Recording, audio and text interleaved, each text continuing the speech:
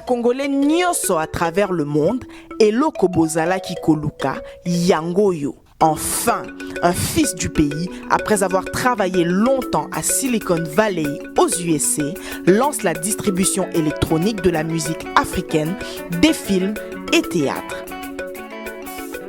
Ce service est appelé afronote.com. Vous êtes un musicien, acteur de cinéma, ceci est un moyen facile de faire de l'argent en commercialisant votre travail d'une manière transparente et sûre. Quelle est la particularité de ce service? Afronote.com est 100% anti-piratage, paiement 100% sécurisé, utilisation simplifiée, adaptée à la réalité de la musique africaine. En tant qu'artiste, vous pourriez suivre vos ventes sur votre compte et recevoir des paiements mensuels. Message à tous les Congolais de la diaspora et de Kinshasa. Maintenant, vous pouvez facilement consommer la musique, les films de vos artistes préférés en un clic. Afronote.com, musique et films en un clic. Oyo, eza makambu ya sika. Kende komeka, osepela. Mesdames, Messieurs, merci de nous renouveler votre fidélité en faveur de ce site lokoleacongotv.com pour le compte de notre émission Podium de vérité, une émission dans laquelle nous recevons différentes personnes qui estiment détenir une certaine vérité et qui se présentent sur notre site pour pouvoir faire des partages avec vous, pour parler de ce qui, dans tous les domaines, que ce soit domaine politique, que ce soit dans un domaine religieux, culturel, mais vraiment juste pour nous apporter une connaissance ou une lumière sur un domaine quelconque. Mais aujourd'hui, nous avons encore la grâce de recevoir un homme de Dieu qui nous vient d'ici, de la Hollande. Mais avant de lui présenter, j'aimerais saluer mon collègue, le missionnaire, le visionnaire Placide de Jésus. Merci, Maman Juliana et Zali. Et Fetipe et Songomonen, comment on a sur mon Asika 2016, Kozanabiso. Na Mikola Souka 2015, Maman j'ai mon quitté Michel et Kake Belé, Boebi, Azana, je suis femme et Belé, Yangwana. Merci Maman Julie et Sengo Zali, vraiment comme on a sous la 4 Nabiso, Namobu Asika 2016, le collabomona qui na Souka 2015, Maman Julie a mon imité ma émission, Azana Michel et Belé, Azakota je suis femme. Azakota la libota, misapa na kati église, kasi yesu to moni ezali vraiment esengo. Vive ma Julie, vraiment esengo mingi ya solo. Dans cette émission Podium de vérité, nous recevons différentes personnes et surtout avec des sujets différents, différents sujets. Et aujourd'hui, moi, j'aimerais laisser la parole à cet homme de Dieu. Il a le micro, il peut maintenant se présenter.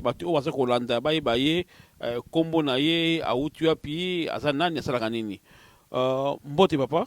Mbote Monseigneur Nzambe. Toyebi ozali pasteur tolobi, mais to pesimena comme na ote soki okota la sur caméra ya Liko TV. Le Kola Congo TV ozali site du peuple. On va se présenter là-bas tout basé et belle oza kolanda o. Premièrement, na pesi Nzambe lokumu pamba te yinde abongela lokumu. Soki tozalelo awa ezaka po Nzambe alingi. So Nzambe alinga te tozala te. O Bible bi na circonstance nyonso te ba toujours kopesa Nzambe lokumu. Yango ke na pesi Nzambe lokumu po na kokuta misika oyo na ko se présenter naza pasteur na Amsterdam, pasteur Mira Kabala. Pasteur Mira Kabala, l'homme selon le cœur de Dieu. Amen. Pasteur Mira Kabala, ozoko evre wapi na ministère nin église zali wapi na batozo landa yo bayeba. Église eza tout justement na kati ya Amsterdam na belle-mère comme église eza église lumière du Christ. Église lumière du Christ. Mais namoni oza le mot représenter biso ba timbalo oza pembe na yo te bango baza banani pona yo te pona église oza okamba. Normalement oza maman to mosungi nanga musuni nanga pe mkuu nanga pe oyo aza mwana nga liboso Gloria Kabala. Et maman comment na ye maman pasteur comment na ye? Maman Guy Kabala. Ah merci sœur Gloria. na kati ya église osala nini na église nayembaka ya interprétaka. ok so gloire ayembaka mpe ainterprète donc aza koservi nzambe na kati ya église mwana pasteur ye mpe azosala mosala et puis mama toyebi deja mama pasteur tokotuna te boyebi mama pasteur basalaka presque nyonso ndembo na mama julia mama pasteur asala mpe presque nyonso na église donc respect na mama pasteur baa pembeni wana esengo mingi kozala na bino awa vraiment na mokolo lelo l'homme de Dieu tomoni lelo oyeli biso awa na kati ya site na bino ope oza moko bato basoutenir na biso mingi na conseil maintenant mona te ozali dans l'ombre lelo bimi bato so on est belé message nini l'homme de Dieu oyeli peuple de Dieu azono sika siko pote abika. Alors dans le message on a fait pour le peuple en Zambie babika et ça message dans la Bible thème message dans ça tout va bien. Moi je dis tout va bien. Moi je dis au cause de micro na tous nos questions moko malgré ba tokoza na piaka malgré tokoza mali malgré tokoza na moi chaîne na domaine moko est-ce que tout va bien? Tout va bien, tout va bien. Ah la c'est gloire yemba tout va bien likambuté te bete no majina parce que ayembeli biso mais cause de l'émission il y a pasteur te amajili il a invité ce n'est pas moi qui suis à l'honneur en tout cas donc c'est les micros d'ailleurs. Voilà tout va bien yo so le la kuna na bo na te parce que biso to dans un message yoana abika tout va bien c'est choquant c'est étonnant c'est surprenant mais tenito yokaye a fungo la bison a beta a te beta lokole. L'homme de Dieu, est-ce que vous êtes bien locolé? Il y a tout va bien. Parce que Makambe, est-ce que tout ça va na mitema, na ba foyer, na ba mboka. Oui. Avant que na kota na fungola message nango na premier le peuple en Zambie, na ça quand même reconnaissant na visionnaire Placide de Jésus. Merci. Bata boye biso basa na Nzambe, bana na Nzambe, baba tufoto soutenir bango. Parce que pendant qu'on a des cancers boy, ils ont un soutien à yo et soutien à nga pour musala o ekene liboso. Et nebi ke nanzela be misho boye et bino bana na Nzambe bozo pambolama et bino bana na Nzambe bozo akimia et bino bana na Nzambe bozo associer au problème mino. Merci beaucoup. Na bossa ni pété maman nga Chili. Nzamba pambola yo et que musa bossa pona Nzambe nebi ke Nzamba futa bino. Amen. Na lingina lo baboye. Nabi thème langa eza tout va bien. Pourquoi thème langa eza tout va bien? Parce que moni vie to vivre. Et ça bana na Nzambe to vivre ba problème moko to ko za soso na ngote. Menga saka mutu moko azola nanga eza na Nzambe moko. O asa capable apé sa solution na problème zo tungisa bo moyo na yo. Okoke partout Menzamba zaka moko. O akela likolo, mabele, pesa mabele. On a parlé na problème mo boye. O ça que mutasukaki. Mais mutanga comprendre que Nzamba zali et pas na Nzambe nde asa capable apesa nga solution na problème nga. Alors bandeko bino la nanga o bavandi bo chema to na bino na singi na bino to fungula ba Bible mso na mukanda 2 Rois chapitre 4 verset 8. Maman Julia ko aider biso pour na kotangela biso pe na kobeka ko expliquer biso problème to za na kata Bible. J'ai lu au nom de Jésus. Alors, un jour, Élisée passait sur Sunem. Il y avait là une femme de distinction qui le pressa d'accepter à manger. Et toutes les fois qu'il passait, il se rendait chez elle pour manger. Elle dit à son mari, « Voici, je sais que cet homme qui passe toujours chez nous est un saint homme de Dieu. Faisons une petite chambre haute avec des murs et mettons-y pour lui un lit, une table, un siège et un chandelier, afin qu'il s'y retire quand il viendra chez nous. » Élisée étant revenu à Sunem, se retira dans la chambre haute et y coucha. Il dit à Géasi, son serviteur, « Appelle cette Sunamite. » Géasi appela et elle se présenta devant lui. Et Élisée dit à Géasi, « dis-lui, voici, tu nous as montré tout cet empressement que peut-on faire pour toi? Faudrait-il parler pour toi au roi ou au chef de l'armée? Elle répondit, j'habite au milieu de mon peuple. Et il dit, que faire pour elle? Géasi répondit, mais elle n'a point de fils et son mari est vieux. Et il dit, appelle-la. Géasi l'appela et elle se présenta à la porte. Et Élisée lui dit, à cette même époque, l'année prochaine, tu embrasseras un fils. Et elle dit, non, mon Seigneur, homme de Dieu, ne trompe pas ta servante. Cette femme devint enceinte et elle enfanta un fils à la même époque. L'année suivante, comme Élisée lui avait dit, l'enfant grandit et un jour qu'il était allé trouver son père vers les moissonneurs, il dit à son père, ma tête, ma tête. Le père dit à son serviteur, porte-les à sa mère. Le serviteur l'emporta et l'amena à sa mère, et l'enfant resta sur les genoux de sa mère jusqu'à midi, puis il mourut. Elle monta, le coucha sur le lit de l'homme de Dieu, ferma la porte sur lui et sortit. Elle appela son mari et dit, envoie-moi, je te prie, un serviteur et une ânesse. Je veux aller en hâte vers l'homme de Dieu et je reviendrai. Et il dit, pourquoi veux-tu aller aujourd'hui vers lui? Ce n'est ni nouvelle lune ni sabbat. Elle répondit, tout va bien. Tout va bien. Tout va bien. Vraiment, merci Tout de Dieu. va bien. Amen. Amen. Nzamba za lokumo enenge lo baboye. Bibelo biboye ezaki na mboka moko babenga en cinéma. On a kacha mboka wana ezaki na mwasi moko. Mwasi ya bokeseni. Pourquoi babika mwasi moko?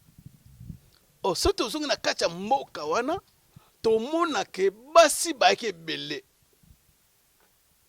Mais Bible dit que balobeli kaka mwasi moko ya bokeseni. Pourquoi babeke aza mwasi bokeseni?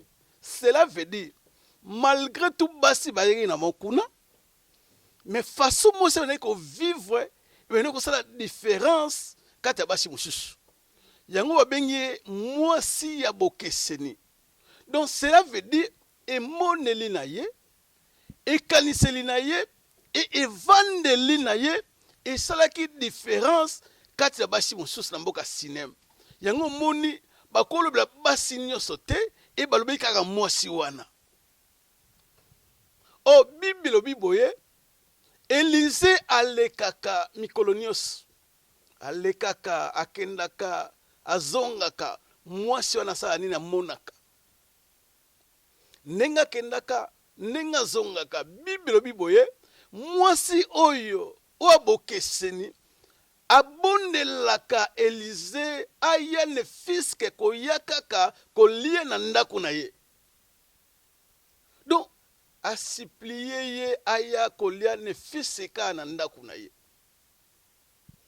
Élisée ayaka, aliaka, amelaka, akendaka. Aliaka, amelaka, akendaka. Bible na verset 9. Bible bi mwasi aye kosolola na mobali na ye na propos anani ya Élisée. Oyibi to bobenge mwasi abokeseni to remarquer que premièrement emoneli na ye ezaki différent par rapport à basi mususu et loko mibale aza mwasi be kosolola. Tanga moni Bible bi aye kosolola na mobali na ye na tina nani ya Élisée. Abi mutu oyo tomonaka ayaka awa akendaka vraiment azali mosantu moto na nzambe. Eliko le place wana na ngina expliquer peuple en nzambe bo comprendre tango mwasi wake azali saint homme de Dieu. Cela veut dire pendant l'état Élisée ayaka na ndaku wana aliaka amelaka kendaka façon bene ko vandela et pas mwasi wana yango essaye que mwasi comprendre que non oyo asa mo santo eloko ya mibale à comprendre que ataza mosantu maza mutu. Pourquoi ça mutu? Cela veut dire façon Elisa ne rolia ana melela ana ko vandela ana ko tambula moi ça comprendre que malgré tout aza mosantu mais aza pe mutu. Mais à part kozala mutu aza nzambe. Eloni c'est que mona kaza nzambe parce que amona ki bonzambe kati na ye. To comprendre que amoni ye a comprendre que mutu ko le ka pambante faut aya aller en fils que nanda kunanga. Parce que pendant le temps mutu nzamba vandi azo lia zo mela a comprendre que non mutu aza mosantu parce que ça nzambe mais malgré tout asa mutu. Pour faire ça au lobela, faire ça c'est que la cas, faire ça au canisela asa mutu. Mais à part cause la mutu asa nzambe. Oh, n'engue expliquer peuple nzambe. Omoni batu na nzambe to mona. Baza batu.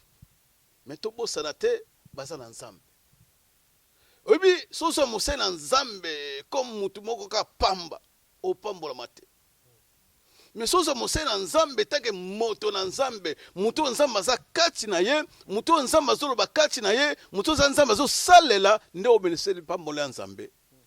Tomoni mwasi oyo soko tali vi na ye façon monelaka façon kaniselaka izo sa différence yango moni na bible mwasi ya bokeseni o nzambe pe azoluka basi ya bokeseni na moma oyo tozomona na moma oyo ba pasteur basi baza ba évangéliste basi baza ba apôtre basi baza ba prophétesse basi baza oui eza bien to boy yango te bazala parce que eza makabozo va nzambe mais problème nzambe za nini nzambe azoluka mwasi oyo kosala bokeseni kati na basi na elobeli na yo na emoneli na yo na eyokeli na yo na evandeli na yo.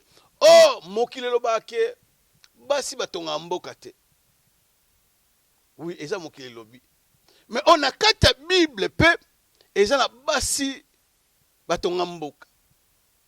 Moni mwasi oyo femme sinamite batangi kombo na ete mais maman zola nanga tya kombo na yo. Peut-être que za maman nanga Gilles Zao. Peut-être que za maman nanga Maggie. Peut-être que za maman nanga Gloria, maman Aimé, maman Esther, maman Marie Poutilo, maman Dolly. Nzambe azoluka mwasi oyo akosala la différence kati na bashi. Okoza no maman pasteur, maman évangéliste, maman prophétesse, maman apôtre, pas de problème, ton nimio. Mais problème en Zambé, azoluka maman oyo akosala la différence kati na ba maman. Et lobeli na yo, et moneli na yo, et eyokeli na yo, et agissement na yo, yango esala la différence. Au Bible, tanga comprendre que mutu oyo aza mosantu aza mutu parce que peut-être peut a trouvé qui ba faiblesse kati na ye. Mais eloko asuka comprendre que malgré tout tant que mutu akoza ba faiblesse na ye mais aza na nzambe. Au Bible moi si ayeko sola mobile bitala. To luka moyen to tia place to tonga tam to tonga chambre na likolo de façon que moto na nzambe soki aleki awa oleki alekaka avanda ka sanini alalaka awa ebile na ko sunga couple mobo azola nanga awa et ça surtout na basena nzambe mingi ya basi nzamba bengi soki nzamba bengi yo gloire au Seigneur mais mobali no nzamba na yo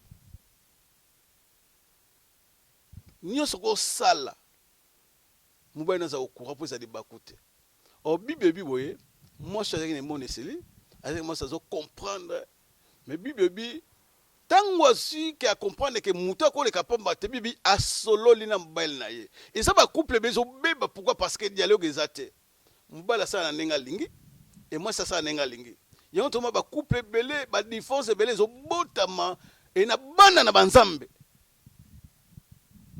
Alors biloko wana parce que lisolo ezate o bible biboye tango mwasi ayi asona mbabi te mutu oyo tokotika boye te foto luka avandaka awa alalaka awa aliaka awa amelaka awa bible biboye bazwi likanisi batongi chambre haute et batie mbetu batie kiti et batie mesa et bible biboye batie chandelier likolo. Pourquoi batie mbetu? Pourquoi batie kiti et pourquoi batie mesa? Amen. Et bible biboye mbetu soki alembi osanini olala otango alale ozoba révélation o bibi ke batie kiti, cela veut dire kiti na mesa ezo edeye pour atanga maloba na nzambe bakisi boye batie chandelier. Oh, c'est une révélation. Ce qui toque dans Apocalypse chapitre 1 verset 20 bazo expliquer mystère à chandelier na cette étoile. Babi boye chandelier et cette étoile ils ont symbolisé 7 anges de l'église et 7 églises. Oh moi si oyo atongi ndako nzambe kati na ndako na ye. Non rappelez ka mutu moko. Oui, bah message comme belé non église te et ça c'est une valeur te. Toko ça mais sur église te faut tout ça na ndako. Mais nam to ça na ndako. Nam to ça na l'église. Église na nini? Oh, faut tout zonga na kata Bible. L'église est witi na mot latin. Ba bengi yango ecclesia. Oh, ecclesia et bien simon na français église. Oh, église et bien simon ek. Ek cela veut dire hors de. Oh, mon ek et bien simon kaleo. Donc kaleo cela veut dire ensemble de. Yango moni Yesu na Jean chapitre 14 tanga zo bonda pona église abi boy tata na tiki bango na mokili oyo mais bango bazo partenir na mokili ote. Oh, l'église yango so sa différence na mokili. Oh, na kati église nde eza bisika lobiko eza et na kati église eza bisika solo eza. Oh, moi si oyo atongi église na ndako ne sakayeba. Pasteur ninga tuna Pasteur, nous avons tout moko obi na église isika lobi ko ezali isika vie ezali isika malamu ezali. Ce qu'on a indiqué na thème na yo o biso ezali tout va bien. Mais qu'est-ce qu'on remarque dans l'église? Pasteur Mira Kibala to Kabala to mona ba na église basi ba ozanga mabota. To mona église batu ba ozanga mabala. Tout le monde a battu mikanda, tout le monde a battu misala, tout le monde a battu na bapasi. Rien ne va, rien ne marche. Si yo conformément à matière na, est-ce qu'il y a une contradiction à matière na to on a les kamogo au moment biso. Yem sa biso sikate banane. OK. Na ikolo baboy. Na kati église. Problème ko sala. Mais société ça na kati église. Parce que église a nani? Église a Yesu. Oh, Yesu na ekulusu alonga nyoso. Oh, ba difficulté to kuta na ba vie na biso. Faut te mintu na pe. Est-ce que non sambela ndi nzamba lingi? Et ndak muna nazo banga nzambe. Est-ce que non c'est la volonté nzambe? Point d'interrogation. Pour nzambo to servir, azan nzambe na ba capacité nyoso. Akopesa mukanda, akopesa libala, ako sala miracle ako sala nyonso et pas nzambe eza possible. Yona ngina baka boye oko kutala mango atala kati église libala ezate mabota ezate mukande ezate menzamba capable. Apeso libala, apeso mabota, apeso nyonso zolinga. Loko eza très important. Tsanzamba fana na motema na yo pe na bomo no ma tsanzamba première position. Siko na zongi na mater na nga cela dit tout va bien par rapport et pas une ensemble. Non, c'est ça possible. Exemple, moi si oyo, azaki moi si quatre basi, mais le lenge na ko vivre ne sali différence, yo ba benye moi cha bokeseni. Oh Bible biboye, tanga tongi église na naku na ye. Bible bi un jour moto na nzamba ye na mosali na ye Gehazi bavandi balali balamuki baliaka bamelaka. Fallait que na para moto na nzambe pasala quelque chose. Na ngalo baboye malamu nyonso zo sala bien aimé et pour la rater. Bible biboye tangu Élisée na Gehazi bazo vanda na ndako mwasi ya femme sinamite bazo lia bazo mela bazo sepela. Bible biboye motema moto na nzambe tout samaki. Non rappelez pepe na nzambe. Obi malamu zo sala. E pe na batu. Yeba ki malamu epola ate. Malamu na yo e ko beno malamu sanke mo yeba. E ko beno malamu pona mubali na yo, e ko beno malamu pa mwasi na yo, e ko beno malamu pa bana na yo.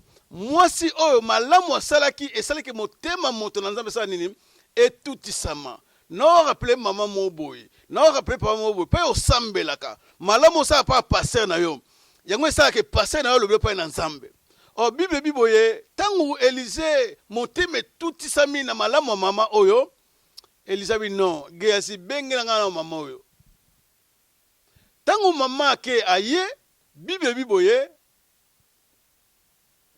Élisée a expliqué maman oh oui malamu nyonso zo sala epai na biso tozo monango siko yebisa biso na par na biso to sala nini pona yo to lobela pona mukonza mboka to pona mboka peuple mukonza ba soda moi sabi bote ngai na mukonza mboka na peuple nga to sala promoter bibebi akei mais moto na nzambe akoza malama mwasi oyo et tout à qui motema bi non moi si on a kotikeka ningote à cause malamu na ye lokola motema na ngezo sepela fo nzamba sala quelque chose d'abo moina ye abengiye pour la deuxième fois Gehazi ake abengiye mwasi ye et atuni mwasi oyo to selo nini Gehazi habite mais ni to vana na ndako oyo mama oyo asa malante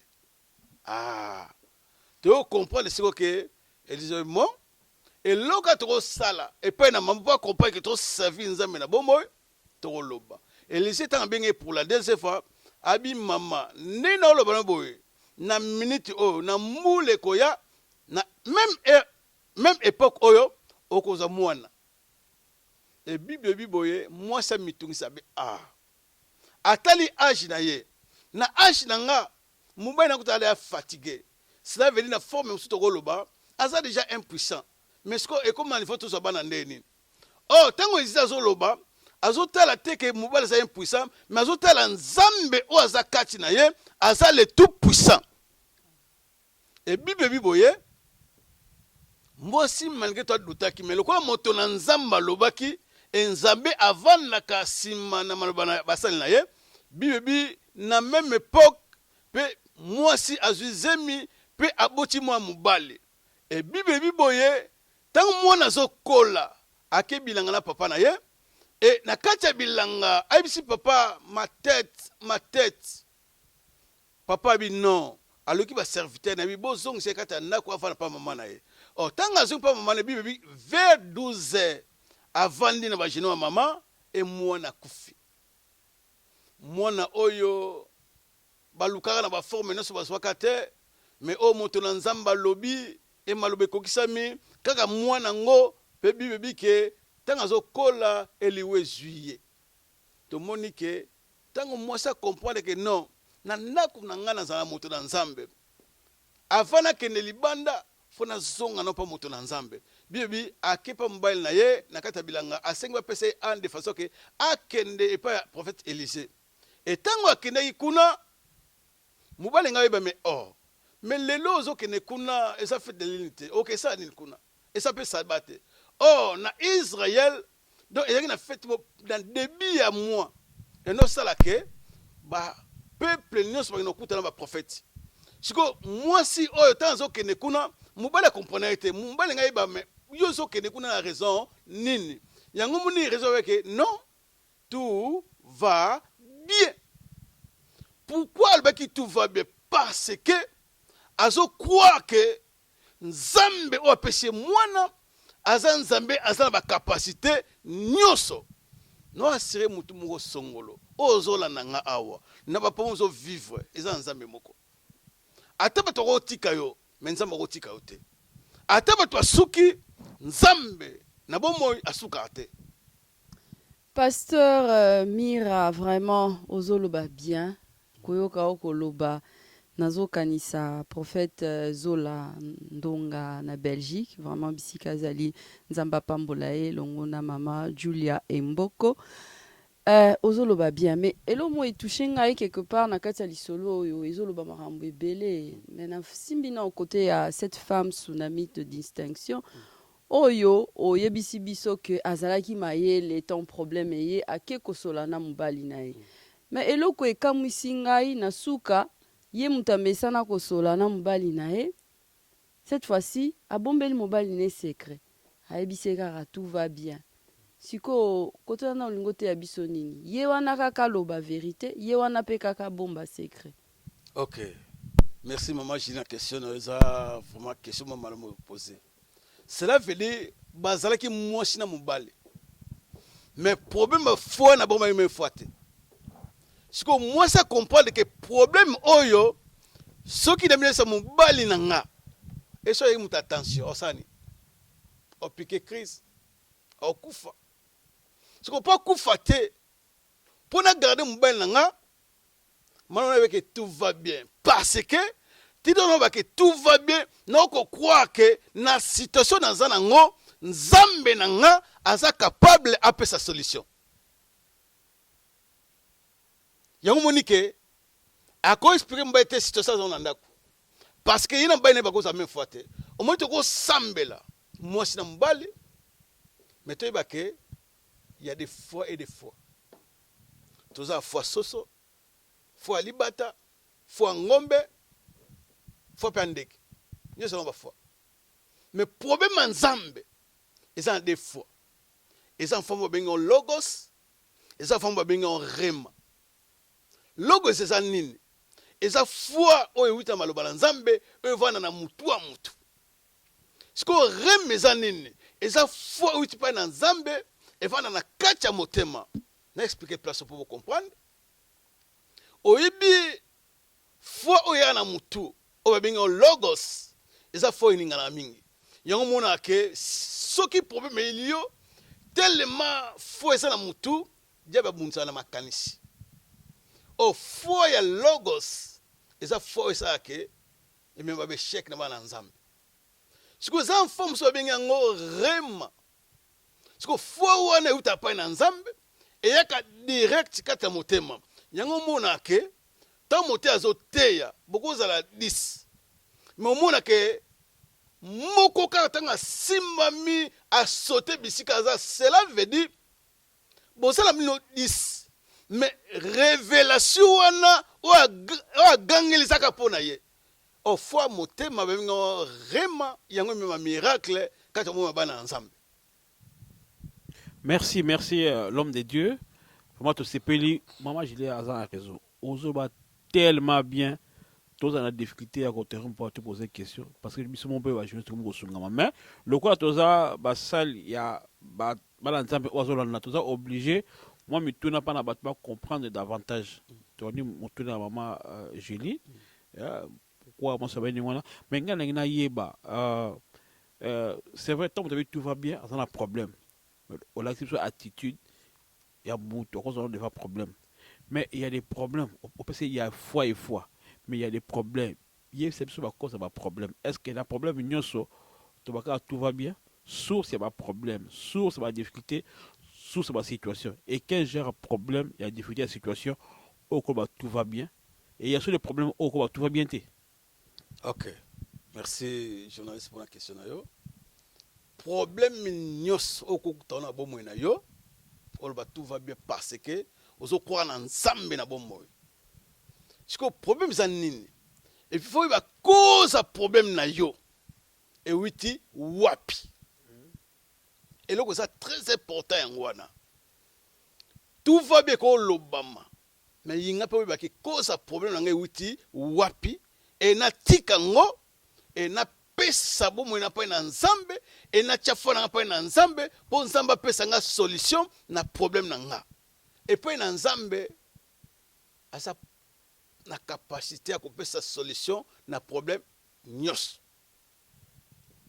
Alors qui collègue azo ko partager avec AP à souvent parce que le ministère mingi zo bonisa mais ils ont un problème mais est-ce que conseil no pesa bango tout va bien nous ça va ministre de Dieu le kolayo on va traverser la difficulté à ministère dans super foyer message no ko ça bango par rapport à la difficulté au jour conformément message nao parole ndao et nabika aboye ko kamba peuple nzambe sa facilité ceux qui mutebi ceux que musala nzambe za facile c'est kakosi c'est ka comprendre na musala nzambe te pourquoi parce que tozo kamba bato ba witi na l'église songolo pakala et l'éducation ça peut être différent ce que bato baza ensemble donc pourquoi les kanti moko idée moko za facilité mais loko na ba tuna nzambe et loko ça très important église za nzambe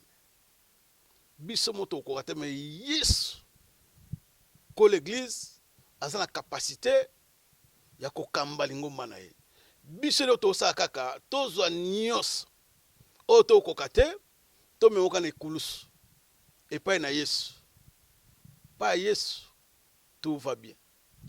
oui et pas dans tout va bien donc il vers la fin moi je l'ai à clôturer maintenant tu le moko yo comme au abisso je sais qu'il y a un ministère peut aux autres difficultés comme tout ministre vraiment langage Israël langage à fois tout va bien est-ce que devant un problème où il y a la yo peut le tout va bien.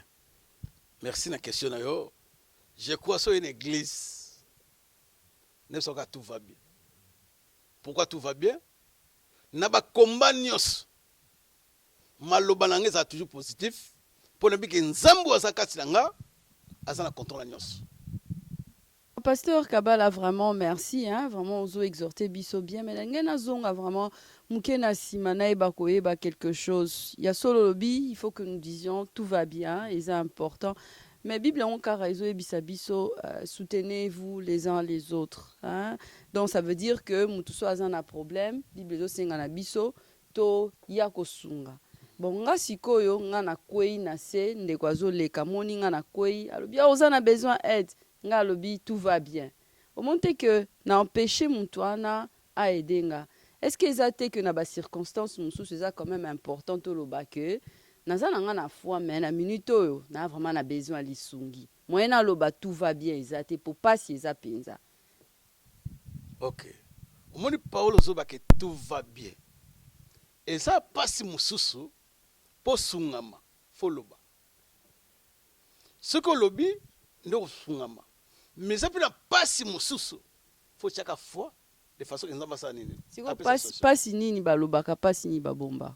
OK voilà question tout les vraie question na on peut exemple et ça ndeko mo songolo na tangi kombote ndeko na azaki malade ya sida siko ndeko ngo abombi que na malade ya sida tout va bien pour naïe. Mais ce que le problème est ça, si vous avez un message, na boye et ça makamu susu faut ba source nango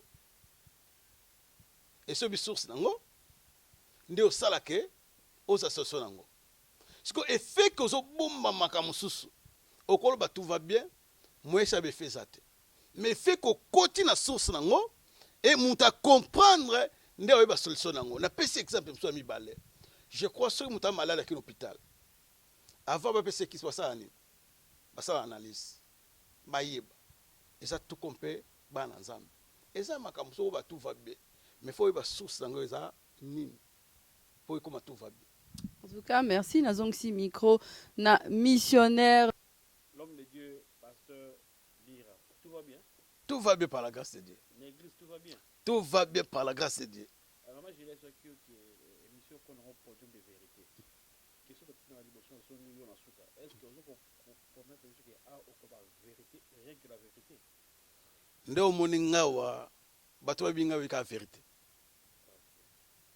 J'ai les pasteurs a dit sécurité c'est la vérité. Bon nous tout a wa une raison que dit nous ça sur presse et ça pour l'information parce que tout ça appelle la mission de baga deux oreilles attentives et côté awa c'est dit bateau bi balé pasteur Mira na ba information oyo nous va presse toujours ka et comme la mission d'abi yo au boté la moto église comme la mission d'abi pasteur Mira a boto la moto église dans une église a boto c'est la vérité audio de vérité pourquoi na bato na mission mona ki biso a tozala ka triqueté et biso to biso ba to yeba bato ni ba vérité na so ko fonga la biso merci.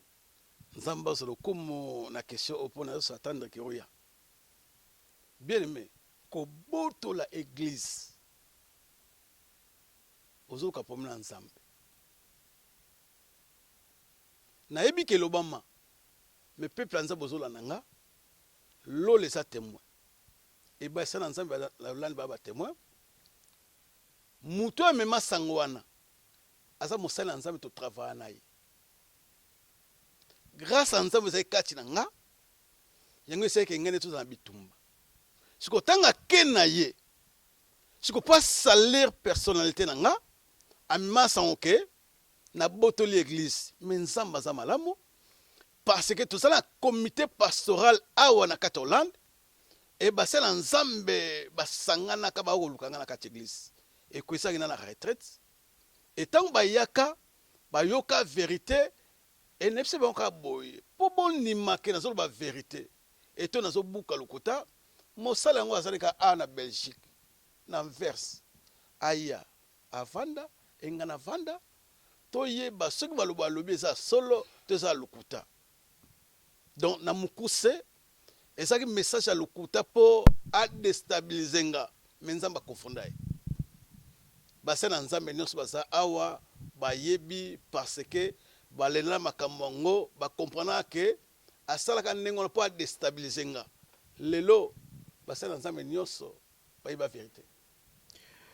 Merci Motuna Outesa Carlos Kaluza alinga rafama to bisa la vérité nyoso et pastoresse ali awa docteur Chayebi biso eta que presse toza lito ipe œil lito pe liso ya peuple to ba makambo mais but ça ya kobongisa ya boyokani ya pe tout ça to ngaka moi éclaircissement là merci mi l'homme de Dieu na ndenge oyebi koyanola na Motuna na et nyakansi ba na Hollande boyoki biso totuna asuka Motuna na yebite to kene vers la fin est-ce que au mot de la fin zali na batunyo so o balandio message mo repesa na peuple de Dieu et en particulier dans l'église o yozo kamba.